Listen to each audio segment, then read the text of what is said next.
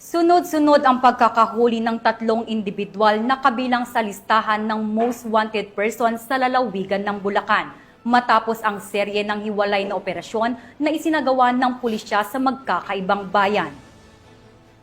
Hindi naman titigil ang kapulisan sa pagtugis sa mga nagtatago sa batas at patuloy ang kanilang paninindigan para sa ligtas, payapa at maayos na pamayanan. Nakatutok dyan si Patrolwoman Jilly Peña. Wala nang lusot ang tatlong individual na tinaguriang most wanted person ng lalawigan matapos masakote ng Bulacan Police Provincial Office sa magkakahiwalay ngunit mabilis ang manhunt operation sa iba't ibang bayan ng Bulacan nito lamang nakaraang araw.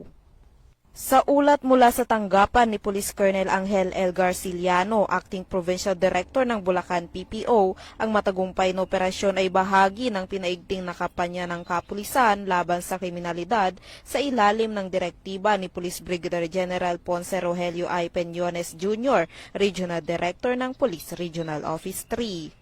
Unang nasakote ang tinaguriang top 1 most wanted person ng Santa Maria, Bulacan. Kinilala siyang si alias RG, 45 anyos, binata, tricycle driver at residente ng Barangay Katmon, Santa Maria, Bulacan. Siya ay naaresto sa bisa ng warrant of arrest sa kasong rape na walang inirekomendang piyansa.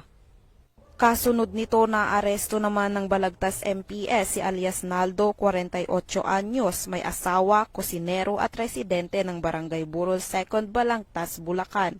Tinuturing siyang top 5 most wanted person ng naturang bayan kaugnay ng kasong 2 counts of qualified theft na may nirekomendang piyansang 12,000 pesos sa bawat kaso.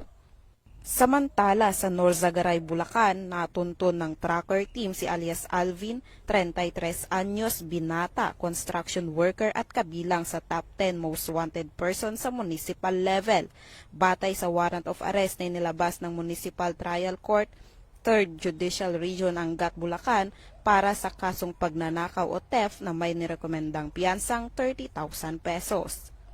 Ang lahat ng naaresto ay pansamantalang nasa kustodiya ng kanilang arresting units para sa kaukulang dokumentasyon at inisyal na proseso bago i-turn over sa mga kinauukulang korte.